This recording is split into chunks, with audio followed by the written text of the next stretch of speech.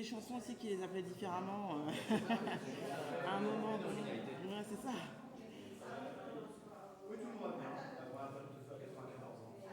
Ces jeux-là.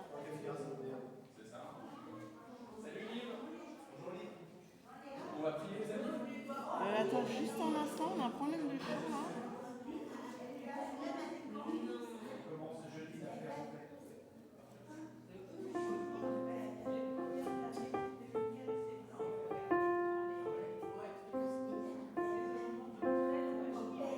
C'est le 815.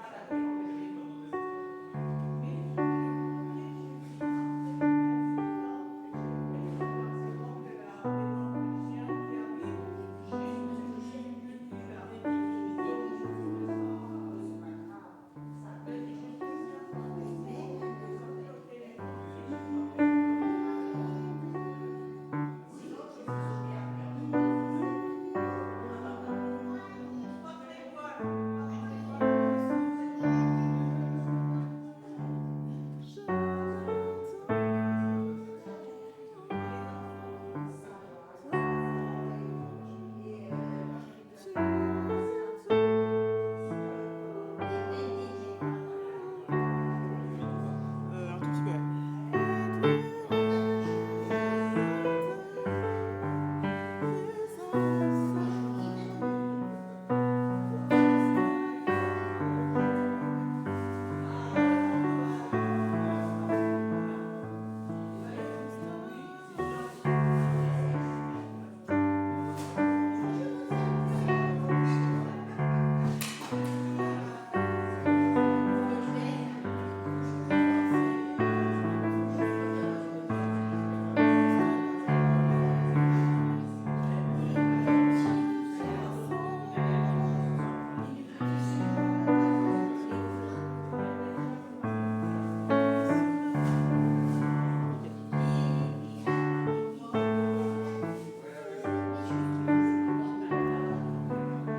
Ouais, c'est parfait.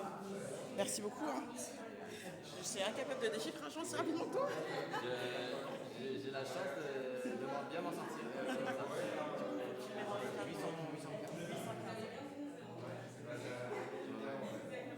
Mais c'est vrai que d'avoir la mélodie à côté, c'est Ouais, ça aide.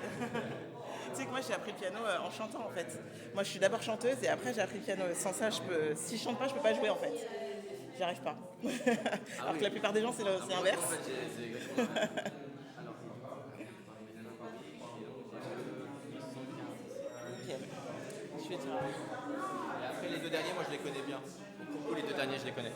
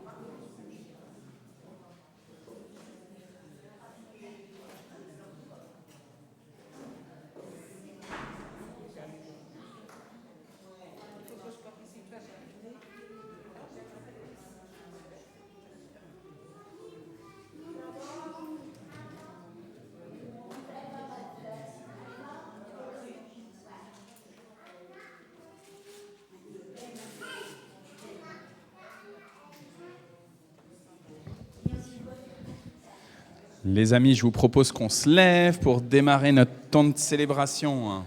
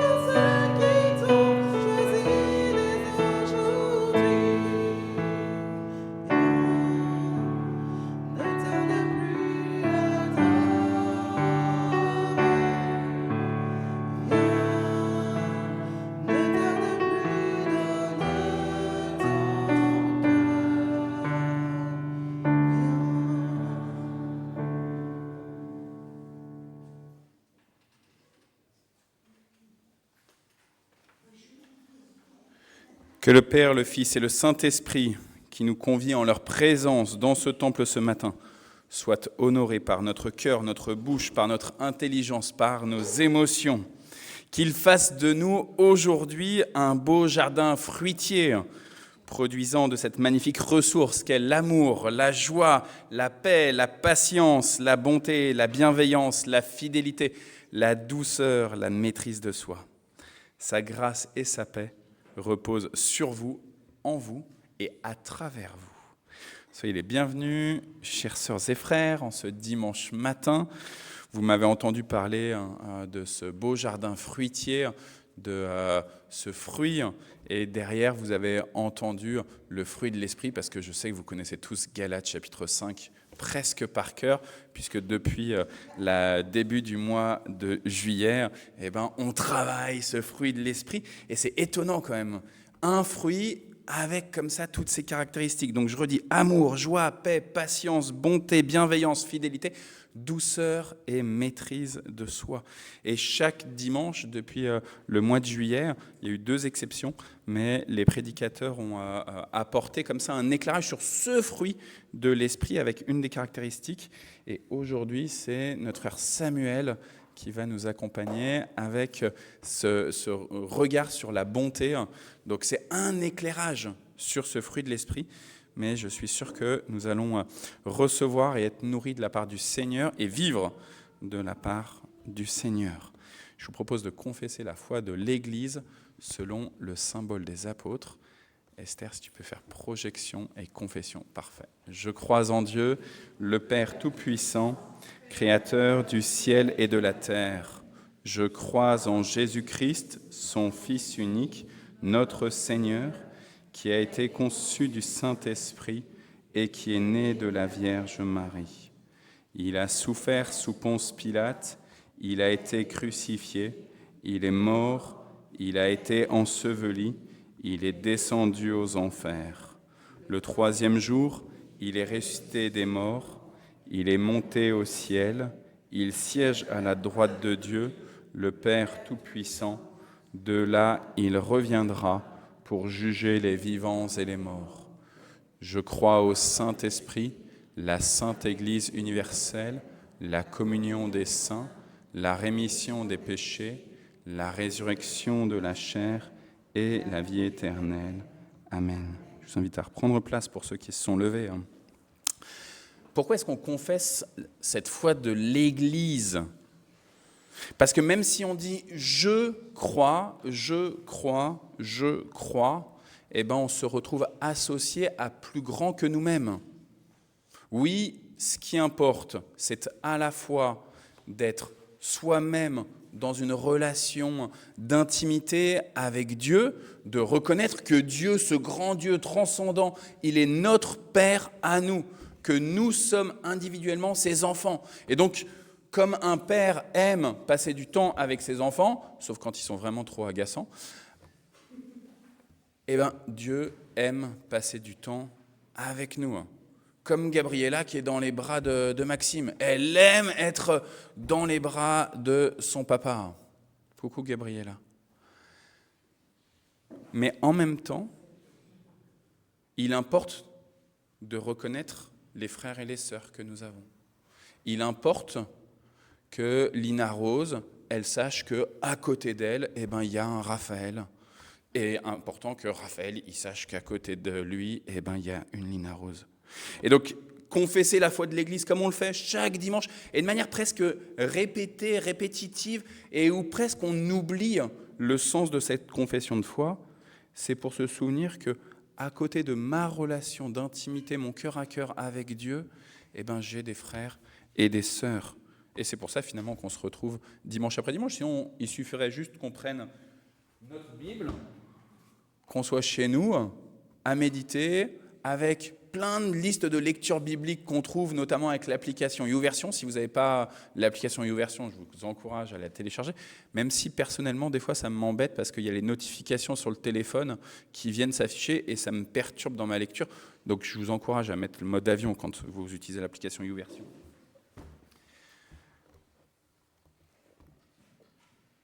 Alors, soyez vraiment un, comme le Père et le Fils et le Saint-Esprit sont un. Ce matin, à travers cette confession, ce symbole des apôtres, qui dépasse les clivages des dénominations, qui dépasse le fait de dire « Ah, nous on est protestants parce qu'on n'est pas catholique. Ah, moi je suis évangélique parce que je ne suis pas protestant. Ah, moi je suis orthodoxe parce que je suis plus connecté au Saint-Esprit que n'importe lequel des chrétiens. » Au-delà de toutes les dénominations, une confession, parce qu'il n'y a qu'un seul Père. Je vous propose quelques annonces pour les activités de notre temple. Tout d'abord, comme ce matin où le culte est à 10h30, eh ben, dimanche prochain, dimanche 7 septembre et dimanche 14 septembre, les cultes seront à 10h30. À partir du 21 septembre, donc une fois qu'on aura dépassé la date du 14 septembre, on reprendra nos 2 cultes. Ça veut dire un culte à 9h30 jusqu'à 10h20 et un culte à 11h15. Pourquoi autant de temps entre les deux ? Parce qu'entre les deux, il y a la formation biblique des enfants et des adolescents, mais il y a aussi le temps de répétition pour le groupe de louanges. Là, c'est bien déjà, vous êtes 3.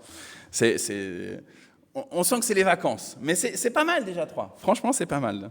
Je crois qu'il n'y a eu aucun dimanche où on s'est retrouvé avec aucun musicien, aucun chanteur. Donc merci beaucoup aux adorateurs qui nous conduisent dans l'adoration.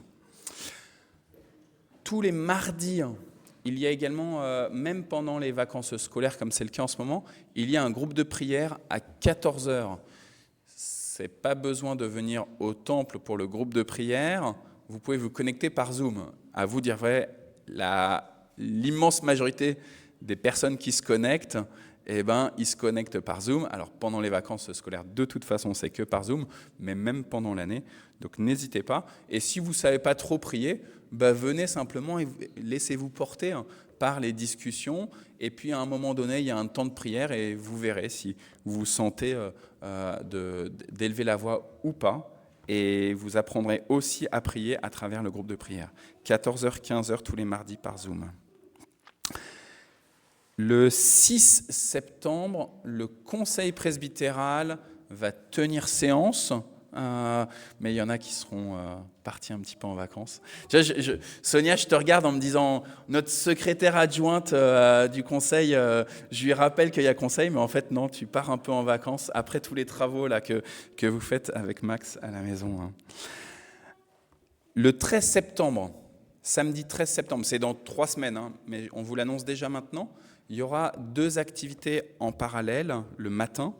Une activité pour ceux qui, en temps scolaire, il y a toujours un service de portier, hein. Toujours des personnes qui sont là, à l'accueil, qui vous disent bienvenue, qui vous aident à venir vous installer, qui vous disent « Allez, on va un peu devant, comme ça on laisse la place pour les derniers. » Et on voit là d'ailleurs qu'il n'y a pas le service de portier, parce que merci Éline, merci Samuel, merci Max, merci Maëva d'avoir occupé les 2 premiers rangs. Et donc ce samedi 13 septembre, pour tous ceux qui sont investis dans le service des portiers, de l'accueil, mais aussi à l'issue du culte, on a des personnes qui peuvent prier pour vous, pour un temps personnel comme ça. Et donc pour eux, ceux qui sont avant le culte et ceux qui sont après le culte, on propose une formation au temple de Cergy.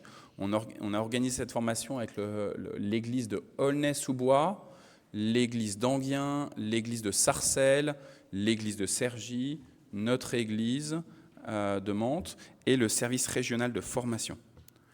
Donc ça, c'est pour ceux qui sont investis dans ces ministères-là.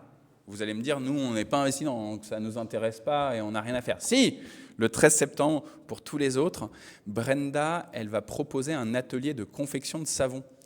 Fin juin, elle l'avait déjà proposé. Ça s'était très bien passé, c'était vraiment un beau moment. Et donc, le 13 septembre, elle va nous reproposer à 9h30 un atelier de confection de savon. Ça dure jusqu'à 13h30 à peu près.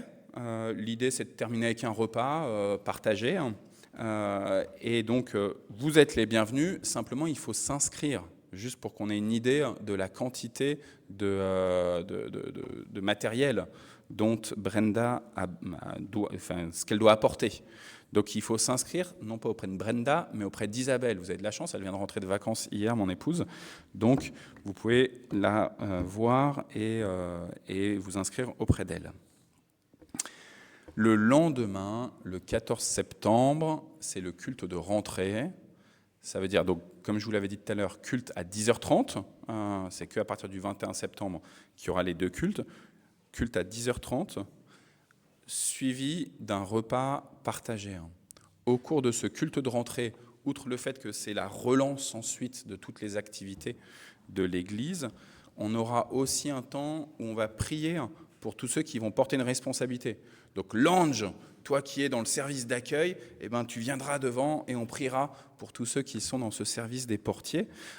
Mais on va prier comme ça pour tous ceux qui sont investis, les membres de la conduite de la louange, les prédicateurs, etc. On va prier tous ensemble.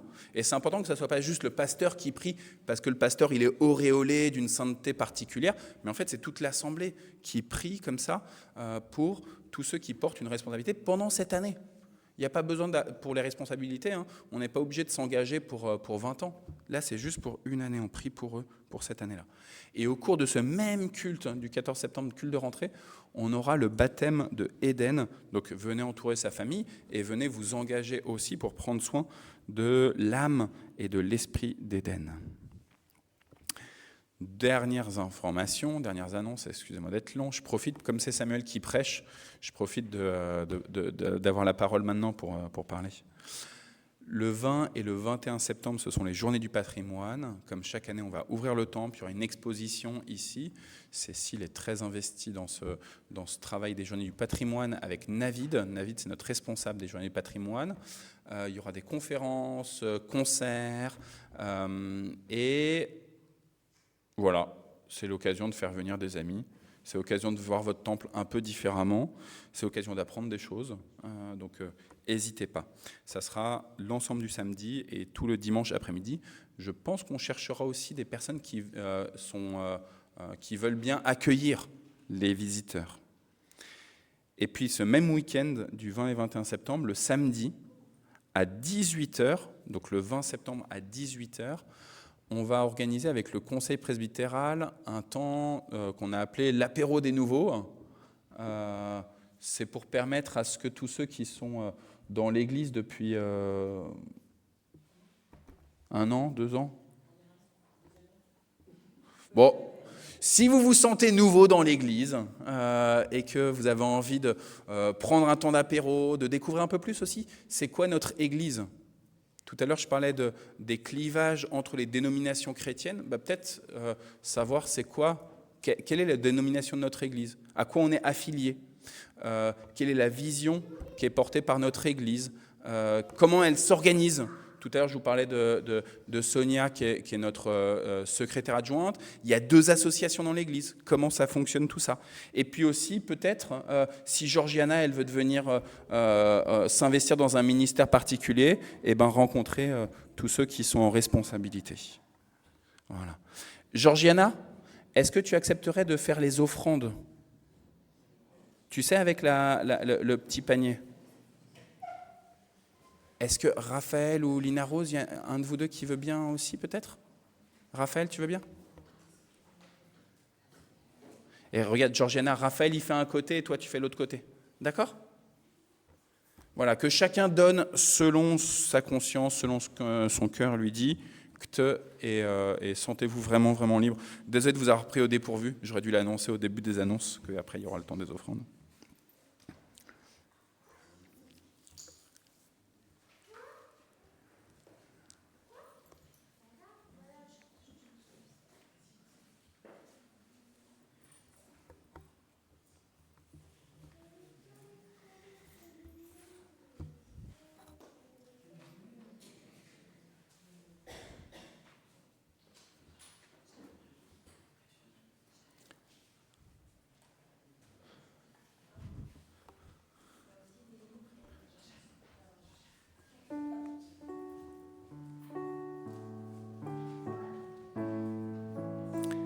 Merci beaucoup les enfants.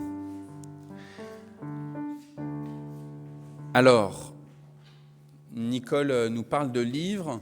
En ce moment, chez Alain, Nicole et Lydie, c'est le grand débarrassage.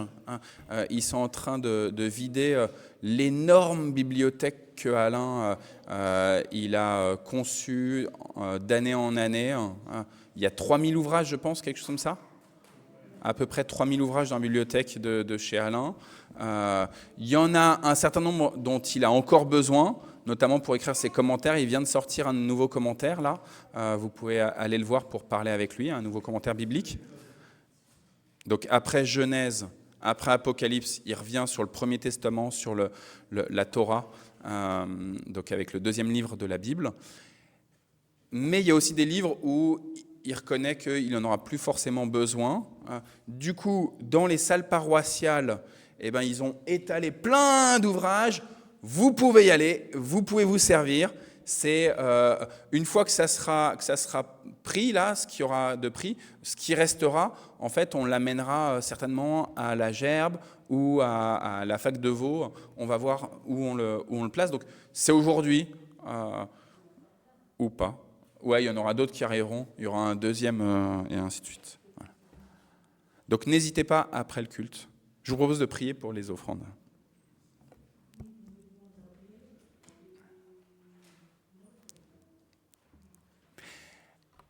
Avant de prier, Liv, est-ce que tu veux un casque ? Je suis désolé, je t'affiche. Ouais. Lange, est-ce que tu peux prendre, tu vois, à côté d'Esther, il y a des petits casques. Il y a des petits boîtiers et il faut mettre 2 piles dedans. Merci beaucoup. Et je vous invite à prier pour les offrandes donc.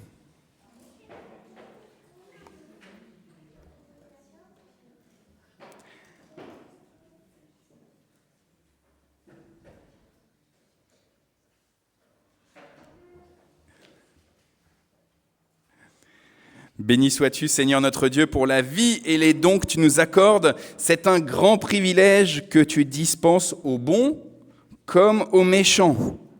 Et c'est un privilège plus grand encore de reconnaître que tu en es l'auteur. Alors, que nous déposons cette offrande dans ton temple avec le désir qu'elle soit utilisée pour signifier ta bonté, nous te prions, fais grandir plus encore en nous un esprit de gratitude et d'imitation de qui tu es. Amen.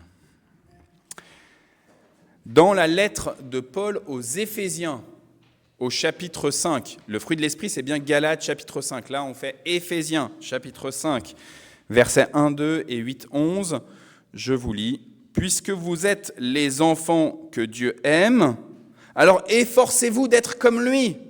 Puisque vous êtes les enfants que Dieu aime, alors efforcez-vous d'être comme lui. » Dans certaines traductions, on dit « Soyez les imitateurs de Dieu. » Que votre façon de vivre soit inspirée par l'amour, comme le Christ aussi nous a aimés et a donné sa vie pour nous comme une offrande et un sacrifice dont l'odeur agréable plaît à Dieu. Vous étiez autrefois dans l'obscurité, mais maintenant, par votre union avec le Seigneur, vous êtes dans la lumière.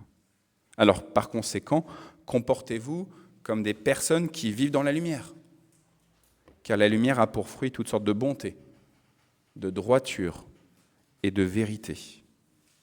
Discernez ce qui plaît au Seigneur et n'ayez aucune part aux actions stériles que l'on pratique dans l'obscurité. Et au contraire, dénoncez-les. Sœurs et frères, comme ils nous ressemblent, les chrétiens d'Éphèse du 1er siècle, par leur rencontre individuelle et communautaire avec le Seigneur Jésus vivant pour toujours, ils avaient reconnu leur gigantesque éloignement de Dieu, dû à leur manière de vivre, à leur manière d'être.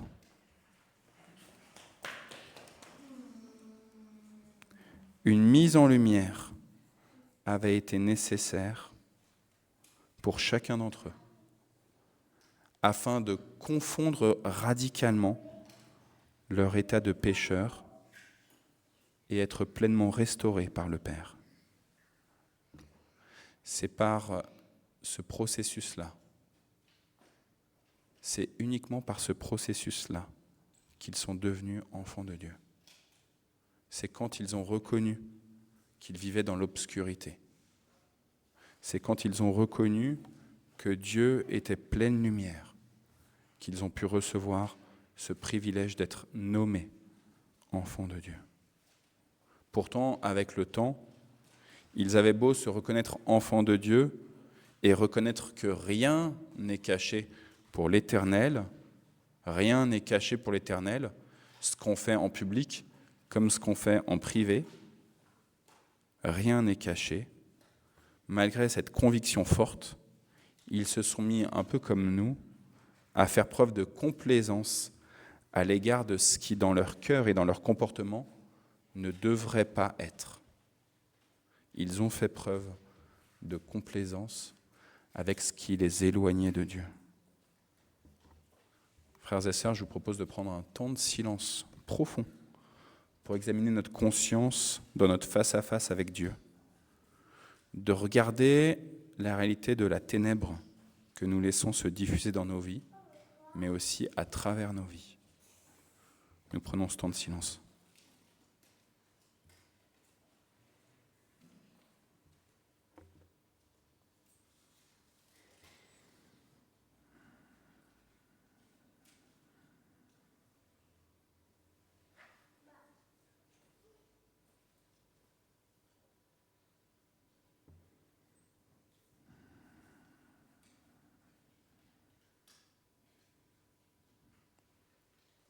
Seigneur notre Dieu, nous nous trouvons toujours de bonnes excuses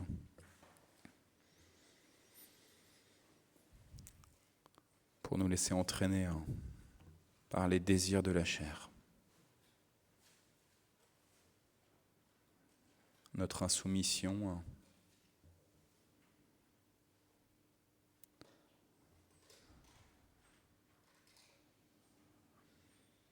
nous te demandons pardon, Seigneur. Nous te demandons pardon pour notre égoïsme, pour notre avarice.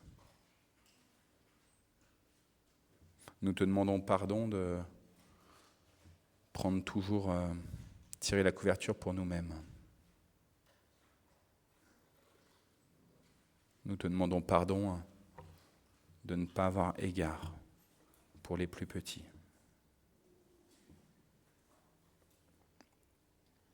Nous te demandons pardon que, à travers nos loisirs, à travers notre travail, nous ne prenons pas égard pour ta planète.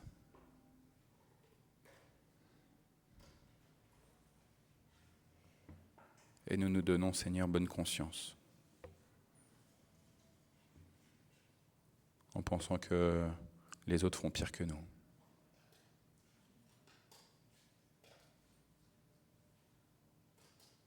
Nous te demandons pardon, Seigneur, pour tous ces moments où nous ne respectons pas les commandements que tu as donnés à ton peuple.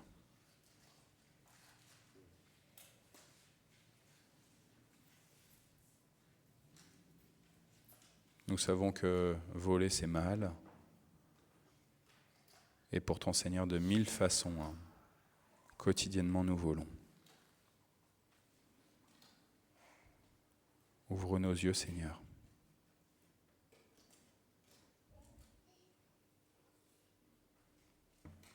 Nous savons, Seigneur, que tu es mal. Mais trop souvent, Seigneur, nous ne permettons pas à ceux qui nous environnent de vivre. Et de vivre en plénitude. Pardon, Seigneur.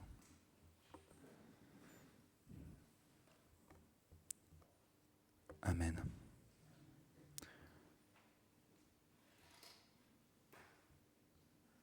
Dieu a fait de nous ses enfants et il nous a donné une autorité particulière. Ce n'est pas juste le pasteur qui reçoit une autorité particulière, je vous l'ai dit tout à l'heure. C'est chacune et chacun d'entre vous en tant qu'enfant de Dieu, en tant que petit frère, petite sœur de Jésus-Christ. Et cette autorité, elle est d'annoncer la vérité, d'annoncer toute l'étendue de l'amour de Dieu, mais aussi de dénoncer tout ce qui n'est pas juste pour le royaume de Dieu. Paul, dans ce chapitre 5 de la lettre aux Éphésiens que je vous ai lu tout à l'heure, il va dire cette phrase forte.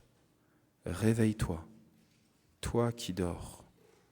Relève-toi d'entre les morts, et le Christ resplendira sur toi. » Je vous la relis. « Réveille-toi, toi qui dors. Relève-toi d'entre les morts, et le Christ resplendira sur toi. » Vos péchés, aussi nombreux soient-ils, avec leur capacité d'assoupissement et de diminution de votre vigilance, vos péchés sont pardonnés. Oui, soyez réveillés, soyez ressuscités, car le Christ fait de vous des êtres de lumière. Amen. On se laisse conduire par le Seigneur.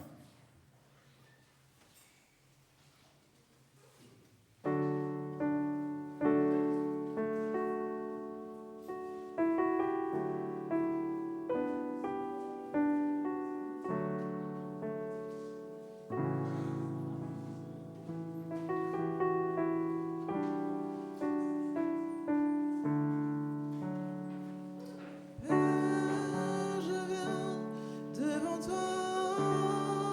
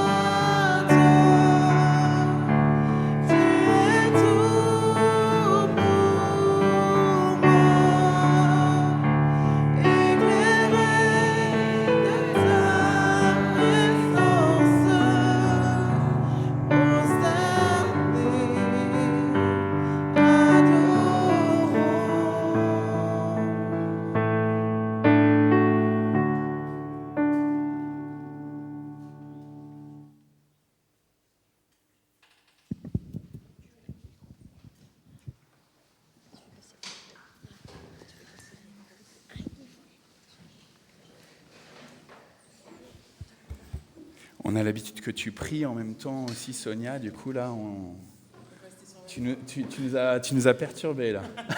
Je vous invite à prendre place, frères et sœurs.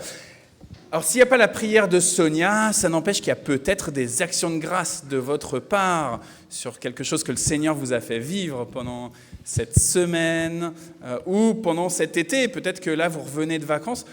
Le temple est un peu plus rempli que la semaine dernière. Donc, je me dis que le Seigneur a certainement fait des miracles dans vos existences et que vous voulez partager, non pas pour tirer la couverture à vous-même, comme je disais tout à l'heure dans la prière de repentance, mais plutôt pour rendre gloire à Dieu, avoir cet esprit de gratitude et dire aux autres, c'est possible, le Seigneur est vraiment fidèle, ayez confiance, priez, persévérez dans la prière. Et on a Bruce qui a le micro, qui exprès peut venir vers vous pour entendre et permettre à ce que vous puissiez... Alors il y a Cathy qui veut prendre la parole. Bonjour à tous. Alors nous sommes partis en vacances en famille, je suis derrière, avec Samuel et les enfants. Et on est partis faire un camp Psalmodia à Gagnères. Et c'était vraiment un temps béni. Psalmodia, c'est vraiment re-rencontrer Dieu à travers les arts, en gros. Donc on vous propose plein d'ateliers. Moi, j'ai fait atelier art floral, je me suis régalée, avec une responsable de jeunesse en mission et qui en plus était fleuriste professionnelle. Et puis on a été bénis sur les temps de louange, les soirées. Et puis à un moment il y a eu un appel, ça faisait longtemps que j'avais pas vu ça, un jeune louangeur qu'on connaissait pas avec Samuel, qui a eu l'audace, parce que lui il avait un témoignage puissant d'avoir grandi dans une famille chrétienne et puis de s'en être vraiment éloigné, d'être tombé très bas. Et du coup, il a fait une telle rencontre avec le Seigneur, quelque chose de tellement puissant, qu'il a vraiment cette audace de proposer, d'appeler la jeunesse notamment, mais pas que, à rencontrer Jésus puissamment. Il a fait un appel. Et Sam, je ne sais pas si tu as regardé, mais il y a eu quand même beaucoup de jeunes, beaucoup de gens qui se sont approchés pour donner leur vie à Christ. Et, suite à l'appel. Suite à l'appel. Alors, il y avait déjà eu la semaine et je pense que les cœurs avaient été remués par les prédications et tout. Mais des fois, c'est vraiment bon de revoir ça parce que nous, on a fait notre propre cheminement, on est dans notre process, notre chemin à Dieu. Et je me suis dit, lui, il ose, quoi. Il a un zèle. Peut-être que j'ai perdu ou je sais pas, mais d'oser redire, mais venez donner vos cœurs à Dieu parce que moi, j'ai essayé l'autre chemin et puis clairement... il n'y avait rien là-bas, tu vois. Et du coup, c'était hyper encourageant, en fait, de voir plein de gens prendre cette décision-là devant nous. Et puis, voilà, j'invite tout le monde à prier pour ces nouvelles personnes qui ont donné leur cœur. On sait que le chemin, qu'il y a des épreuves, des attaques, que c'est aussi dans la longueur, que c'est pas toujours évident. Mais en tout cas... ces décisions, elles sont tellement précieuses et je sais que le ciel se réjouissait de voir des nouveaux sauvés, quoi. Donc, Quand on célébrait des baptêmes à Noisy-le-Sec, je me souviens, on chantait un chant, je ne sais pas si c'est habituel dans les églises évangéliques, mais il y avait un chant qui disait « J'ai pris ma décision, je ne veux plus me retourner parce que je veux croire en Jésus un jour. Je n'ai pris ma décision, je ne veux plus me retourner parce que je veux croire en Jésus toujours. » Et il y a vraiment ce côté de « Je prends ma décision, là, j'y vais, j'ai l'audace. » En même temps, je sais que ça va être aussi pas facile. Donc, merci là, de ton témoignage. Et puis, du coup, l'année prochaine, parce que Psalmodia à Gagnères, ça existe depuis longtemps ou pas ? Gagnères depuis encore plus longtemps. Psalmodia, c'était les 30 ans cette année. Donc voilà, ça fait quand même, on a célébré ça. Et chaque année, début du mois d'août, une semaine Psalmodia avec 35 ateliers clown, j'ai pensé à Isa, ateliers... Enfin, il y a vraiment de tout. Il y avait écrire les psaumes pour les gens qui aiment la parole et tout. Il y a plein de choses. Si vous voulez des renseignements, je peux vous les donner à la fin. Merci beaucoup. Est-ce que quelqu'un d'autre veut ? Cécile. Merci Cécile. Et après, je pense Éline, c'est ça hein ? Ah non, j'ai cru Éline aussi que tu avais... Merci. Oui, alors moi j'ai eu un petit problème de santé qui a donné lieu à une opération. Donc voilà, tout s'est bien déroulé. L'ensemble a pris peut-être 2 ou 3 mois. Et ça a été... alors ça se présentait mal au début. Et puis finalement tout s'est bien passé. Et contre toute attente, ça a été une belle expérience, en particulier une belle expérience humaine. Et voilà, donc en fait, je voulais remercier le Seigneur d'avoir été présent sur l'ensemble de parcours, parce que vraiment, ça a été le cas. Et ça a permis que les choses se terminent bien, très bien même. Amen, merci Seigneur. Et puis, je vais dénoncer Cécile, mais en fait, du coup, à cause de cette opération, tu t'es retrouvé en arrêt pendant plus de temps que juste tes vacances prévues, et ça t'a du coup motivé le mardi à te connecter sur le groupe de prière. Tu as vécu le groupe de prière où vous étiez juste deux, il n'y avait que Anta et toi, je pense, au tout début, quand tu as commencé à te connecter.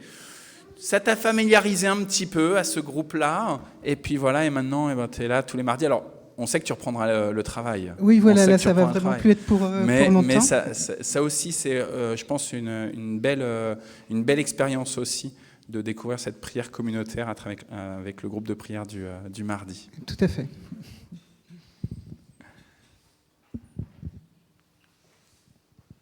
Est-ce que quelqu'un a un dernier témoignage, une action de grâce encore ? Ouais, Sonia ? Merci Sonia. La suite des travaux. Puisque dimanche dernier, moi j'ai suivi avec Isabelle et les enfants, on a suivi par Facebook, puisqu'on était en vacances. Donc on a entendu un petit bout des travaux. Ouais, alors pour ceux qui n'étaient pas là la semaine dernière, on a fait des travaux dans notre salle de bain parce qu'on a découvert qu'il y avait une fuite derrière la baignoire qui a donné de la moisissure dans la chambre des filles. Donc on s'est dit, on va refaire toute la salle de bain, on va en profiter, tout ça. Et la semaine dernière, on s'en était arrêté à catastrophe. En fait, il n'y a pas un mur qui est abîmé, il y a 2 murs qui sont abîmés et vraiment bien abîmés. Pour vous dire, tout était pourri en fait. Tout était, une fois qu'on a enlevé la baignoire, tout était pourri. Et en plus, donc là, on a eu toute la livraison, on a tout le matériel qui est arrivé, on est à fond dans les travaux. Et on se rend compte qu'on veut mesurer l'espace pour la baignoire et on se rend compte qu'en fait, la baignoire ne rentre pas dans le trou. Mais c'est étrange puisque le baignoire, elle est bien sortie de ce trou. Et c'est la même taille puisque c'est des tailles standards pour les baignoires.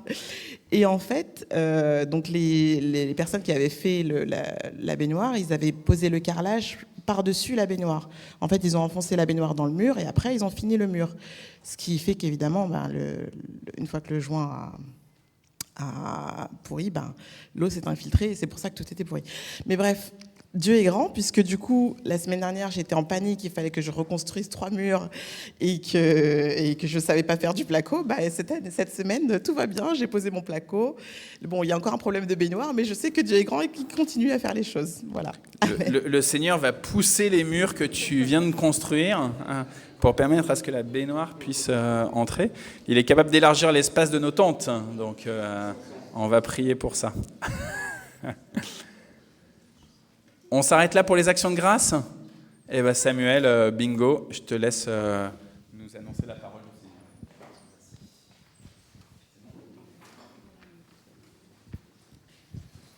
Bonjour à tous et toutes. Comme le disait Cathy, on a passé quelques semaines en pays cévenol, en famille, puis un peu de temps dans les Landes, à la découverte des plages de surf et des pinèdes en exploration aussi dans le Pays Basque. C'était vraiment ressourçant et ça faisait du bien. Et c'était merveilleux de passer cette semaine dans les Cévennes, comme Cathy l'a décrite. C'est à peu près à 1 heure au nord d'Alès, 1h30, 2 heures de Nîmes. C'est un terrain de camping donc, qui s'appelle Gagnères.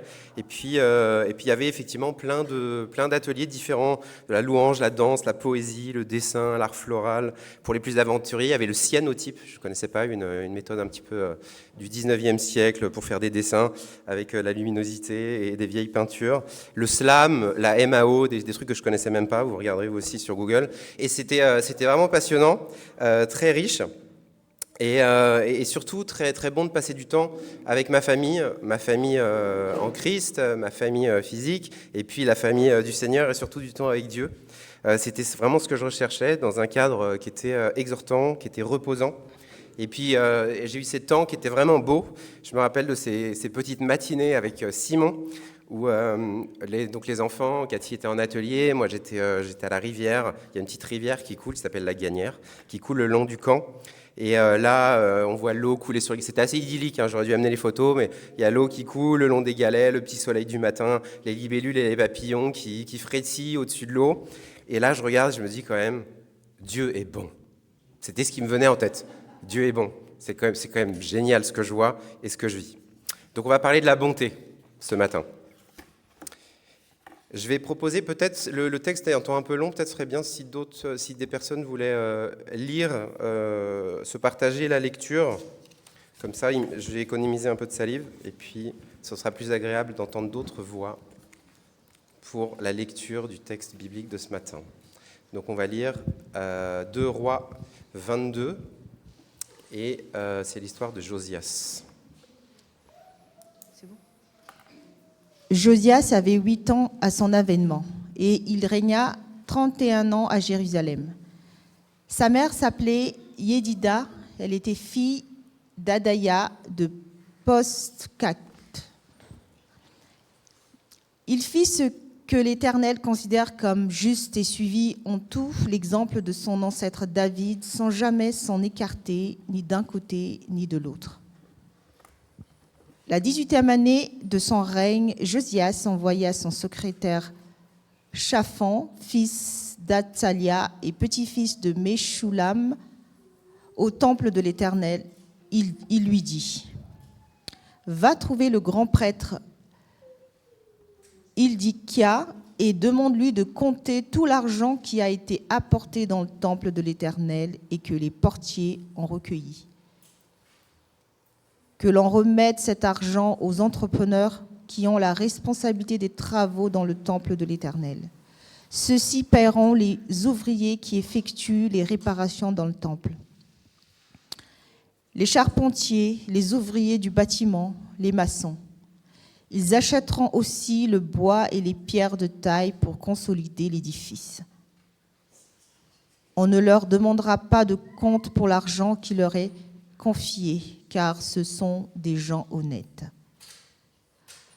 À cette occasion, le grand prêtre Hilkiah annonça à Shaphan, le secrétaire : « J'ai trouvé le livre de la loi dans le temple de l'Éternel. » Et Hilkiah remit le livre à Shaphan, celui-ci le lut. Puis il se rendit auprès du roi pour lui faire un rapport. Des serviteurs, dit-il, ont versé l'argent qui se trouvait dans le temple aux entrepreneurs responsables des travaux dans le temple. Puis il ajouta : « Le prêtre Hilkiah m'a remis un livre. » Et Shaphan se mit à en faire la lecture devant le roi. Lorsque Josias entendit le contenu du livre de la loi, il déchira ses vêtements. Puis il convoqua le prêtre Hilkiah, Ahikam, fils de Shaphan, Akbor, fils de Miché, Shaphan, le secrétaire, et Asaïa, l'un des ministres.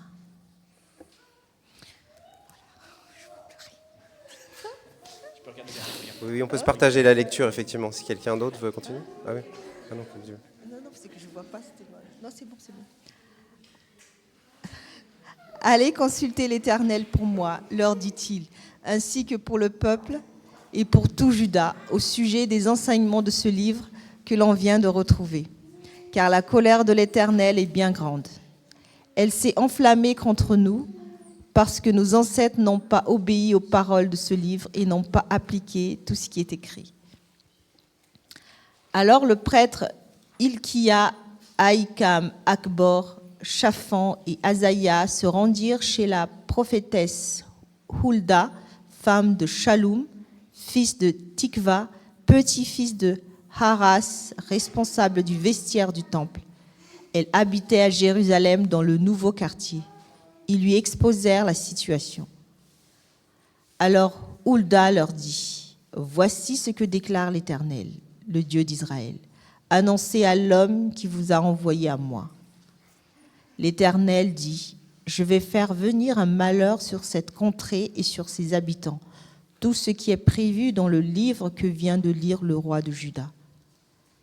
En effet, parce qu'ils m'ont abandonné et qu'ils ont fait brûler les parfums à d'autres dieux, et parce qu'ils m'ont ainsi irrité par toute leur conduite, ma colère s'est enflammée contre ce lieu et il n'est pas près de s'apaiser. Mais vous direz au roi de Juda qui vous a envoyé pour consulter l'Éternel : Voici que déclare l'Éternel, le Dieu d'Israël. Tu as entendu les paroles contenues dans ce livre. Ton cœur s'est laissé toucher, tu t'es humilié devant moi en entendant ce que j'ai décrété contre ce lieu et contre ses habitants, à savoir la dévastation et la malédiction. Tu as déchiré tes vêtements et tu as pleuré devant moi. De mon côté, moi aussi, j'ai entendu ta prière. L'Éternel le déclare. C'est pourquoi je te ferai rejoindre tes ancêtres décédés et tu seras déposé paisiblement dans l'un de tes tombeaux, sans avoir vu tout le malheur que j'ai amené sur cette contrée. Les envoyés rapportèrent cette réponse au roi. Et là, merci beaucoup, Lange. Et là, le roi Josias fit convoquer auprès de lui tous les responsables de Juda et de Jérusalem. Puis il monta au temple de l'Éternel, accompagné de toute la population de Juda et de tous les habitants de Jérusalem, des prêtres, des prophètes, de tous les gens du peuple, quelle que fût leur condition sociale. Devant tous, il lut ce qui était écrit dans le livre de l'Alliance, que l'on avait retrouvé dans le temple de l'Éternel. Le roi se tenait sur une estrade. Il conclut devant l'Éternel une alliance par laquelle il s'engagea à être fidèle à l'Éternel et à obéir à ses commandements, à ses lois, à ses ordonnances, de tout son cœur et de tout son être, et à respecter toutes les clauses de l'alliance figurant dans ce livre. De son côté, tout le peuple adhéra à cette alliance. Et là, il y a un petit peu, tout un passage qui décrit comment Josias fait tomber les idoles, il fait tomber les autels, il fait tomber les lieux de débauche, il destitue les prêtres de Baal, d'Achéra, d'Astarté, il interdit la pratique de la prostitution religieuse, il interdit les sacrifices d'enfants au dieu Moloch. Et donc, il y a tout un passage où on voit cette purification, ce nettoyage vraiment du peuple. Et enfin, on arrive sur les derniers versets, au verset 21 du chapitre 23, qui dit « Là-dessus, le roi ordonna à tout le peuple, célébrez la Pâque en l'honneur de l'Éternel votre Dieu, comme cela est prescrit dans ce livre de l'Alliance. De fait, aucune Pâque pareille à celle-ci n'avait été célébrée depuis l'époque où les chefs gouvernaient Israël et durant toute la période des rois d'Israël et des rois de Juda. Ce fut seulement la 18e année du règne de Josias, ça faisait 18 ans qu'il régnait, et l'on célébra cette Pâque en l'honneur de l'Éternel à Jérusalem. » Seigneur, merci pour ta parole, merci pour ces histoires, ces récits que tu nous laisses dans ta parole et celle de Josias, Seigneur, que ça puisse aussi nous inspirer, nous parler ce matin, que ta parole puisse faire effet en nous, puisse nous parler, nous exhorter, nous défier ce matin à pouvoir être attentif à ta voix, pouvoir changer nos voies. Seigneur, Saint-Esprit, viens et parle à nos cœurs, je t'en prie. Amen. D'habitude, je ne suis pas trop inspiré par des prêches thématiques. Moi, je suis plutôt sur les histoires, une histoire biblique, et puis j'essaye de décrire. Donc, je me dis, ça va être compliqué de parler de la bonté. Et puis finalement, j'étais un peu inspiré, je travaillais sur mon ordi, et j'ai fait la bêtise d'imprimer le texte juste avant de partir, en me disant, c'est bon, j'ai ce que je veux dire. J'imprime, et là, je vois 11 pages qui sortent. Je me suis dit, oups, ça fait un peu beaucoup. J'aurais pas dû vous dire ça, maintenant vous allez compter les pages, combien je retourne, mais rassurez-vous, on est déjà à la page 4, donc ça va. La bonté. Cette histoire de Josias, elle est complètement dingue. Moi, il y a un truc qui m'épate là-dedans. Il découvre le livre de la loi.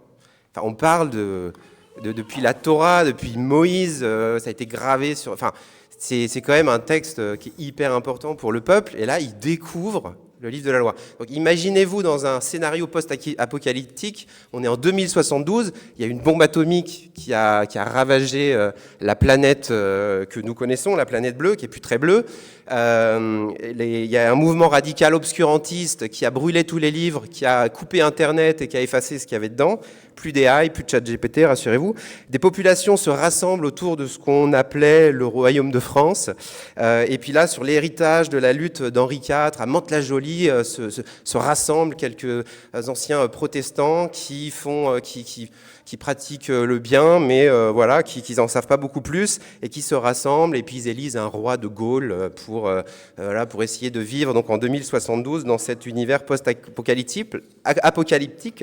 Et là, se balade dans les ruines d'un vieil hôtel, le grand chambellan du roi de Mantes-la-Jolie, et qui découvre un petit livre, la Bible des Gédéons. Forcément, il n'y a que celui-là qui reste dans les hôtels. Et puis, il vient l'apporter au roi de Mantes-la-Jolie. Il lui dit, cher roi, voilà le livre de la parole de Dieu, la Bible. La quoi ?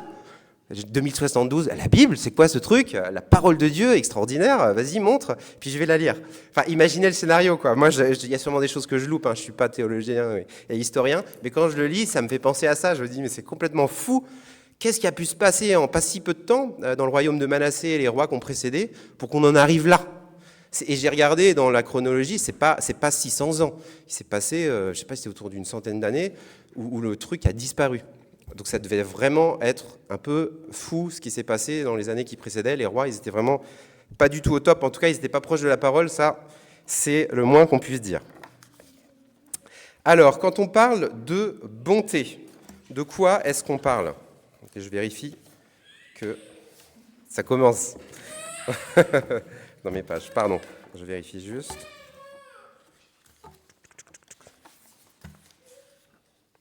Oui, voilà. Peut-être qu'à l'arrivée au culte ce matin, on vous a accueilli, j'espère en tout cas, avec un grand sourire. On parlait du ministère d'accueil ce matin. Un grand sourire, on vous tend un café chaud, pas pour vous vendre quoi que ce soit, pas pour vous enrôler, juste de la bonté. Un petit geste, et pourtant, votre journée s'illumine, au moins le temps d'un instant, jusqu'à ce que le prédicateur arrive en chair. Ce matin, je vous propose de regarder la bonté comme une force qui nettoie, qui réveille, qui reconstruit et qui rayonne, si vous le voulez bien. Alors quand on parle de bonté, on parle de quoi ? Moi, je trouve le terme pas évident à saisir, il était dans les fruits de l'esprit, mais il est souvent un petit peu effacé par l'amour, la bienveillance. Il y a plein de termes où on sent un petit peu mieux les choses. Moi, la bonté, des fois, ça ne me parle pas trop. Je dis, ouais, je pense souvent à l'amour, mais je me dis, ah oui, alors je pense, ah, c'est bon ça. Okay, ou lui, c'est un bon gars. Ah ouais, t'es un bon, toi. Mais voilà, la bonté, c'est de quoi on parle exactement ? Pour le dictionnaire, c'est une disposition durable à faire le bien. Durable, j'ai trouvé ça intéressant dans la définition. Et c'est une bienveillance envers autrui. Pour les jeunes, c'est peut-être, si on parle de génération, c'est peut-être le respect, le soutien concret au quotidien, sans posture particulière, sans jugement, avec empathie, avec entraide, authenticité, sans oublier l'axe injustice, justice sociale et écologie. Pour la génération X ou Y, ça va peut-être être l'empathie, l'efficacité, aider sans empiéter, tenir ses engagements de charité. Pour les personnes plus âgées, peut-être on le voit plus comme la bienfaisance patiente, la fidélité, le service discret, la sagesse, la patience, loyauté, proximité, l'entraide familiale, voisinage, prendre soin de ses proches, etc. Donc il y a peut-être des notions qui nous parlent plus ou moins. Pour la Bible, c'est d'abord une qualité attribuée à Dieu, l'amour fidèle, la miséricorde. Et c'est aussi la vertu humaine qui reflète la justice de Dieu et la compassion divine. Mais c'est vrai que la bonté nous apparaît parfois un petit peu comme le petit frère pauvre de l'amour. Parce que 1 Corinthiens 13, 3 choses demeurent, la foi, l'espérance et l'amour, mais l'amour, elle est vraiment au top, c'est le plus important, c'est l'intention qui compte, n'est-ce pas ? Est-ce vraiment le cas ? On parle 250 fois de bonté dans la Bible. On parle 500 fois de l'amour. Bon, ça fait 2 fois plus, mais quand même 250 fois de bonté, c'est quand même énorme. On pense surtout aux psaumes... sur les 250 mentions de la bonté, plus de la moitié sont dans les psaumes. Que ta bonté durera toujours. On a ces psaumes 136 où il y a des refrains et on dit toujours ta bonté durera toujours. La Bible est très claire sur la bonté. C'est pas juste en quoi ça se diffère un petit peu de l'amour dans cette manifestation de l'amour au quotidien. Elle commençait, et Arnaud le disait dans sa prière ce matin, car ta bonté vaut mieux que la vie, dans le psaume 63. C'est quand même méga important. Dans 1 Jean, on dit « n'aimons pas en parole, mais en action et en vérité ». Dans Jacques, on dit « allez en paix, sans leur donner ce qui est nécessaire, à quoi cela servirait-il » Dans Matthieu, « j'avais faim, vous m'avez donné à manger. Ce que vous avez fait à l'un de ces plus petits, c'est à moi que vous l'avez fait. » Dans Proverbe, « ne refuse pas un bienfait à celui qui y a droit quand tu as le pouvoir de l'accorder. » Celui-là, il m'a interpellé. Ne refuse pas un bienfait à celui qui y a droit quand tu as le pouvoir de l'accorder. Détache les chaînes de la méchanceté dans Isaïe. Dénoue les liens de la servitude. Renvoie libre ce qu'on maltraite. Que l'on rompe toute espèce de joug. Partage ton pain avec celui qui a faim. Fais entrer dans ta maison les malheureux sans asile. Si tu vois un homme nu, couvre-le et ne te détourne pas de ton semblable. Pendant mon temps de vacances, j'ai voulu lire un livre de Timothy Keller, un pasteur aux États-Unis, qui a écrit Pour une vie juste et généreuse. Ça me parlait aussi parce que sur le thème de l'entraide, comme je suis impliqué dans l'entraide de l'Église, j'avais envie de le lire, et il parle de la bonté active. Et il dit la bonté active, c'est un peu, il dit c'est souvent présenté comme la justice dans la Bible, et il y a 2 termes pour la justice. Il y en a un qui s'appelle mishpa, qui est rendre justice, réparer, protéger. Donc une fois que le mal est fait, en gros, qu'est-ce qu'on fait pour bien régler les choses, pour qu'il y ait la justice, pour qu'elle soit opérante. Mais il y a aussi tzedaka, un autre terme, qui est comment est-ce qu'on va travailler un peu en amont pour éviter que ces problèmes arrivent. Comment est-ce qu'on va, et ça me parle en tant que consultant, moi, en entreprise, comment est-ce qu'on va travailler sur des problèmes un peu plus systémiques en amont pour éviter que tout dégénère derrière dans les process. Donc c'est un petit peu ça l'idée, c'est comment est-ce qu'on peut mettre les choses droites avant d'avoir à résoudre les symptômes des problèmes ou les conséquences des causes systémiques. Donc il y a un petit peu cette dualité donc de la justice en action qui est un peu la bonté de Dieu. Alors je vais vous donner trois pistes particulières. J'avais dit la bonté qui réveille, la bonté qui nettoie, qui reconstruit, et la bonté qui rayonne en Christ. Ça va être assez rapide dans mes parties, ne vous inquiétez pas. Et si je dépasse, Arnaud, n'hésite pas à me dire. Sur la partie bonté qui réveille, donc on voit dans le texte de Josias, tout commence par une lecture, une écoute. Donc il a reçu cette parole de Dieu, cette Torah, et il la lit, il écoute, il prend le temps de vraiment écouter. La parole de Dieu, elle met en lumière tout ce qui ne va pas dans son royaume. La bonté de Dieu, ce n'est pas une sucrerie spirituelle. Elle réveille pour sauver. Donc ce que Josias a fait, il a écouté, il a pris, il a digéré et il a mis en action. Donc quand je dis c'est pas une sucrerie spirituelle, on dirait la bonté c'est plus peut-être du wasabi qui nous réveille. Ou peut-être un terme plus adapté, c'est ce qu'on a là juste en dessous, là, la limonade avec des citrons, le petit texte que vous avez juste en dessous de moi. Ça réveille, c'est bon, ça pousse à l'action. Paul écrit ainsi. Ne reconnais-tu pas que la bonté de Dieu te pousse à la repentance? Ah oui, je crois que c'est un texte qu'on avait mis dans la version Summer, que je vais vous lire. Ou alors méprises-tu les trésors de bonté, de patience et de générosité déployés par Dieu sans te rendre compte que sa bonté veut t'amener à changer, ou te pousse à la repentance, ou te pousse au changement suivant les traductions. Chez Josias, l'écoute produit une prise de conscience, puis une décision. Le réveil n'est pas seulement personnel. Pour Josias, il est aussi collectif, parce que Josias, qu'est-ce qu'il fait? Juste une fois qu'il a réalisé ça et qu'il veut changer, il l'annonce au peuple. Alors certes, il était dans une position d'autorité, mais il a voulu partager ça et leur dire, les gars, ça va pas, là on est en train de partir dans la mauvaise direction, il faut qu'on redresse. Et ça, c'est ce que Timothy Keller, dans son livre, il parle de en particulier la bonté manifestée envers les personnes qui sont le plus dans le besoin. Et il parle du quartet des nécessiteux un petit peu. Et c'est la veuve, l'orphelin, l'étranger ou l'immigré et le pauvre. Ce sont les personnes qui sont, ça reprend un peu dans le texte de Zacharie qui dit « N'opprimez pas la veuve, l'orphelin, l'immigré, ni le pauvre ». C'est un peu ces 4 personnes qui sont mentionnées dans 4 types de populations qui sont mentionnées et qui ont un besoin particulier de notre attention, de notre bonté, de notre aide. Aujourd'hui, on pourrait l'étendre, du coup, ça, les réfugiés, les travailleurs migrants, les personnes sans abri. On pourrait aussi l'étendre à certains parents seuls et personnes âgées. Si nos cœurs restent indifférents à ces visages que je vous ai mentionnés, c'est que la grâce n'a pas encore tout réveillé en nous. Qui autour de nous n'a peut-être pas ces leviers d'avoir des papiers officiels, d'avoir un réseau, d'avoir la santé, d'avoir un logement, une voiture? Où est-ce que la bonté de Dieu nous appelle à écouter leurs récits, à prendre leur prénom, à tendre la main, à donner de nos ressources, de notre temps, de notre argent, de matériel ou de prière? à ces personnes dans le besoin, le pauvre, la veuve, l'orphelin, l'étranger ou l'immigré. Une fois réveillé par cette bonté de Dieu, on passe aux actes. Donc pour Josias, il était dans un contexte international assez explosif. La Syrie est en déclin, Babylone est en train de monter en puissance, finira d'ailleurs par mettre le peuple de Juda en exil, et l'Égypte, elle tente de reprendre la main parce qu'elle sent que c'est un petit peu chaud pour elle aussi, et que Babylone devient très très fort. Josias, lui, donc dans ce contexte qui est compliqué, lui, il rassemble le peuple, il relie l'alliance, il s'engage, et puis il élimine ce qui détruit la vie. C'est un ménage qui peut paraître un peu rude. Il y a aussi des exécutions dans l'Ancien Testament de prêtres qui adorent des idoles étrangères. Mais en tout cas, il va jusqu'au bout pour être sûr que la maison soit nettoyée. C'est la bonté en action. On retire la moisissure pour que la maison puisse respirer. Et les prophètes, ils traduisent ce ménage en gestes très concrets dans la Bible.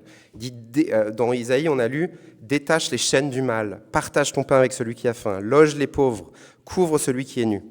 La Torah, dans le texte, dans ce livre que je lisais, elle est hyper intéressante.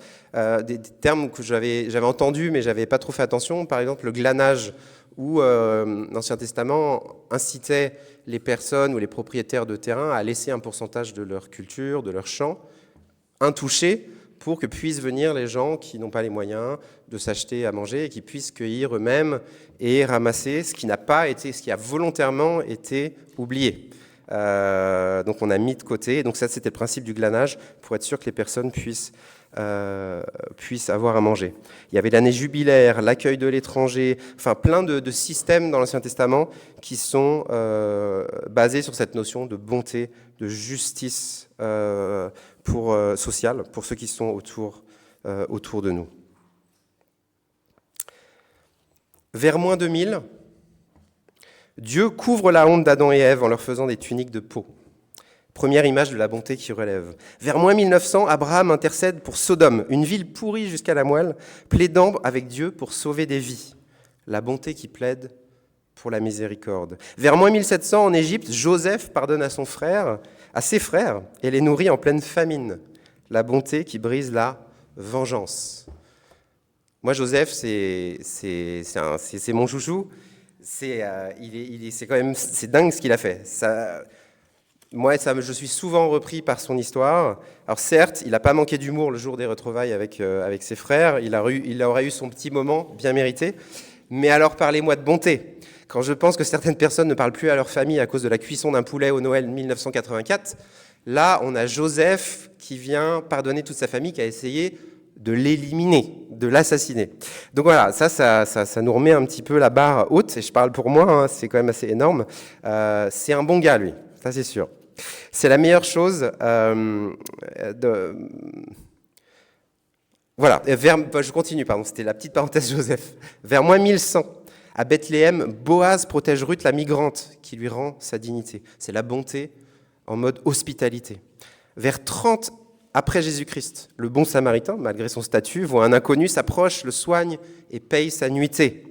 La bonté est plus forte que les frontières. En 313, à Milan, Constantin et Licinius instaurent la liberté religieuse, restituent les biens confisqués. C'est la bonté qui devient politique de paix.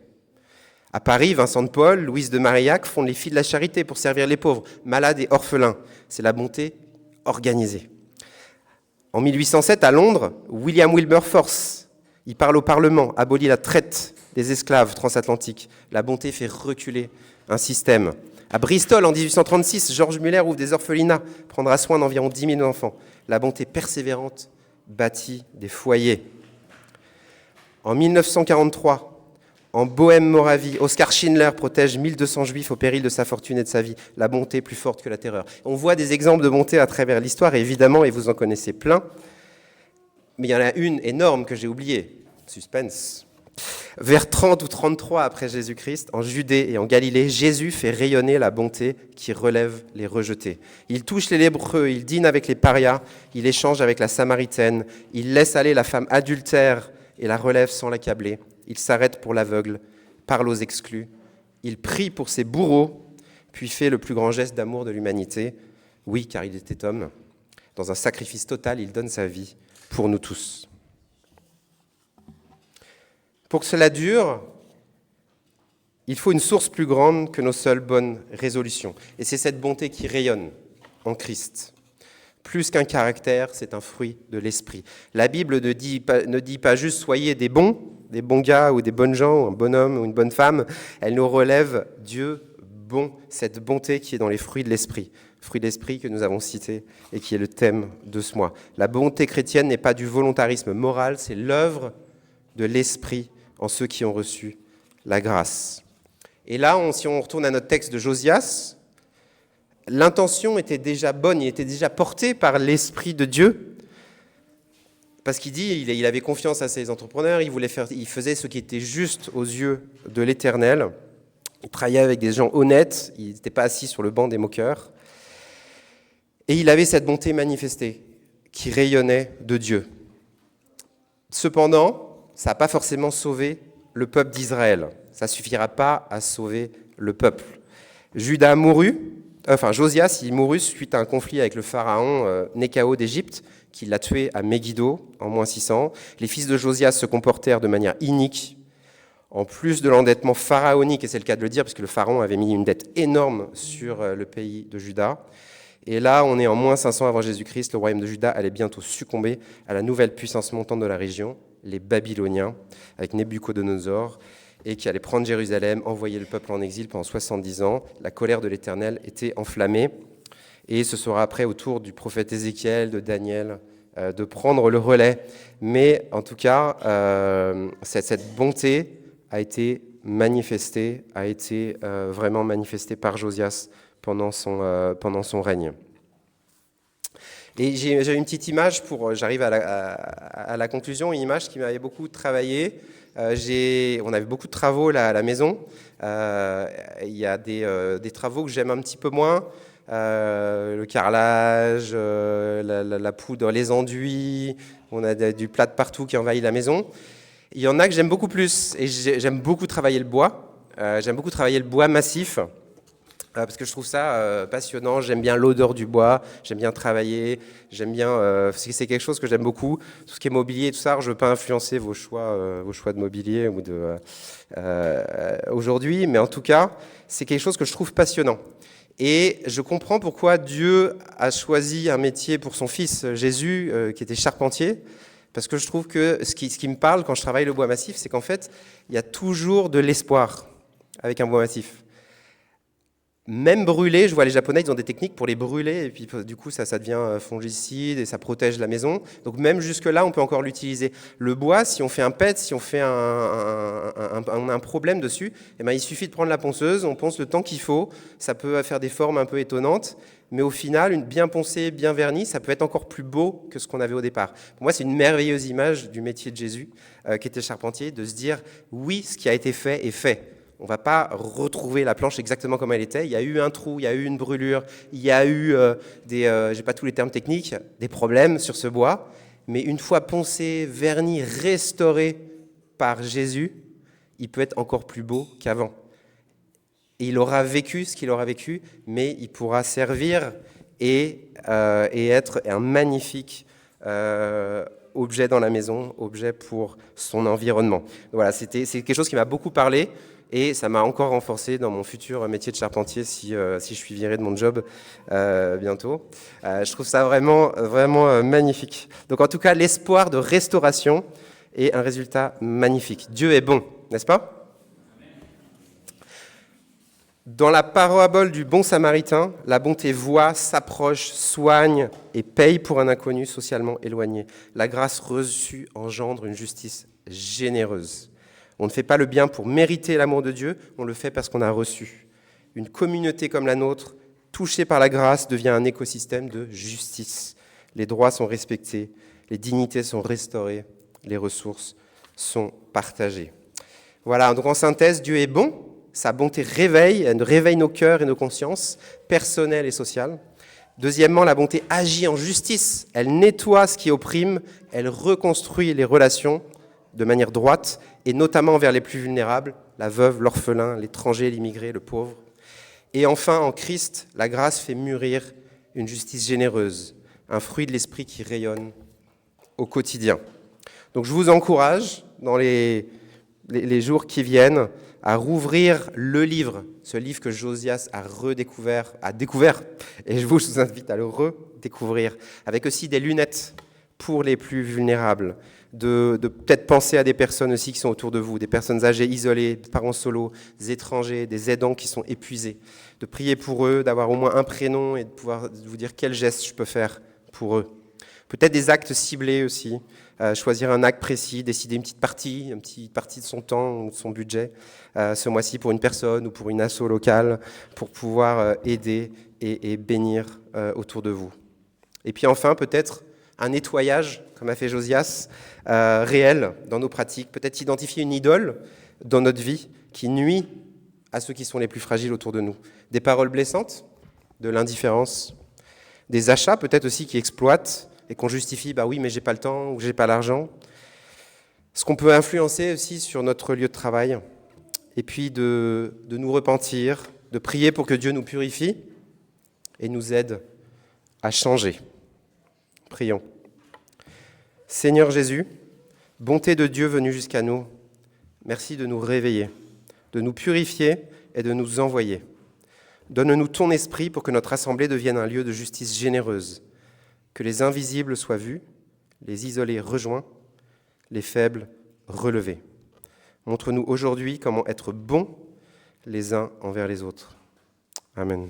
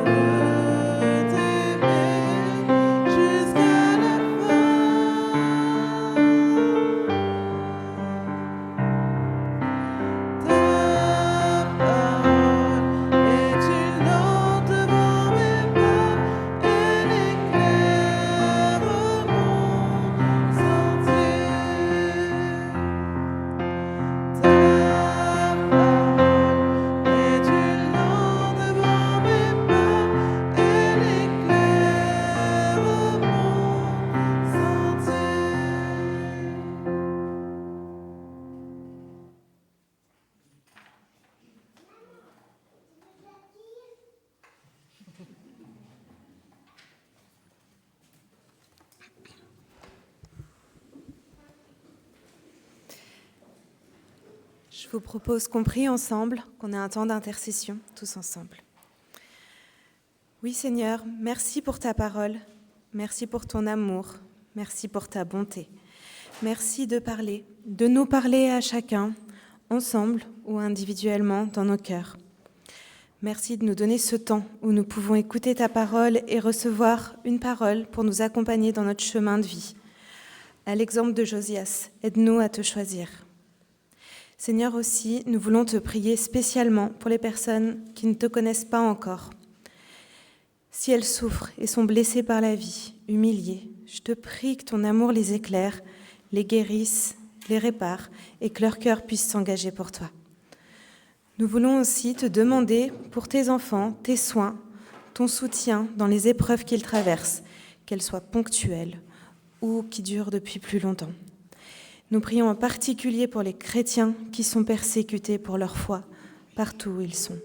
Nous te prions de réparer, de guérir toute souffrance, toutes les blessures, qu'elles soient physiques, psychologiques ou relationnelles. Nous te prions aussi pour cette fin de vacances et la rentrée qui arrive, en particulier pour tous les enfants qui vont retourner à l'école. Nous te prions pour leurs apprentissages et aussi protège-les de tout harcèlement.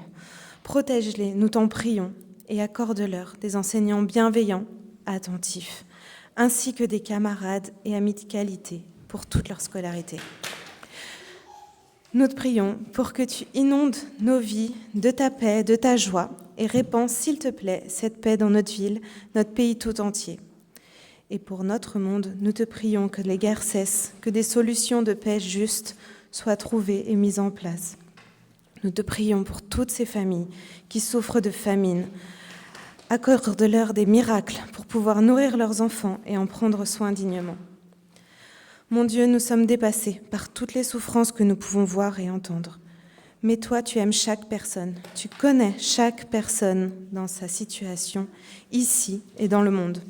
Comme tu nous l'as dit dans ta parole, même vos cheveux sont tous comptés. Et nous pouvons tout remettre à ta puissance, ta sagesse et ton amour infini. Merci pour cet amour et cette confiance que nous pouvons avoir pour toi. Au nom du Seigneur Jésus, nous te prions. Amen.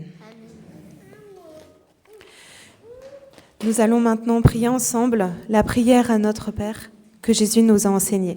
Je vous invite à vous lever.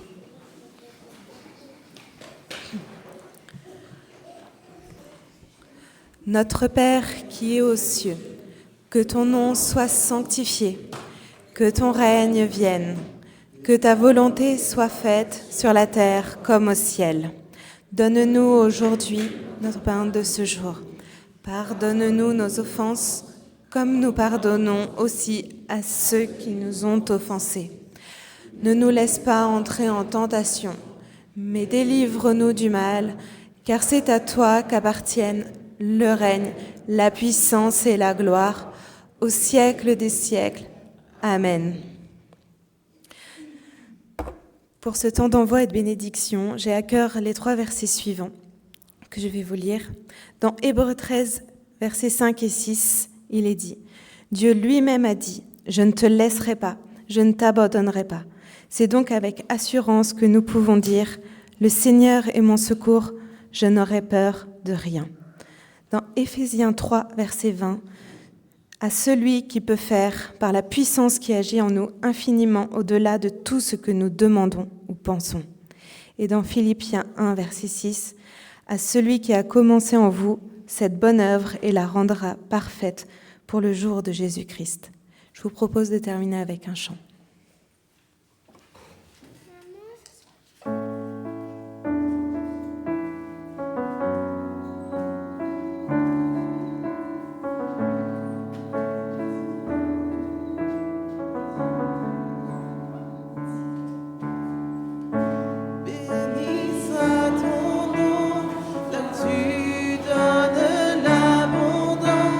Et déverse ta bienveillance.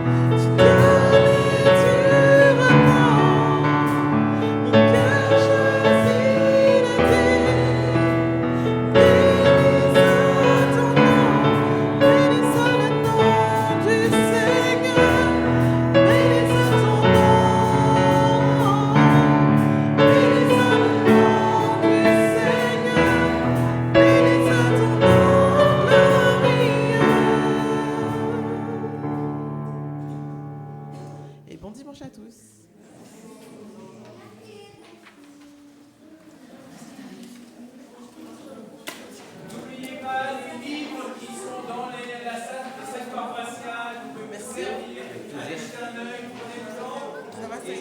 Ouais. Mais c'est, je pense que ce serait bien qu'on fasse une séance où on puisse discuter, échanger, parce que c'est vrai que moi, en fait,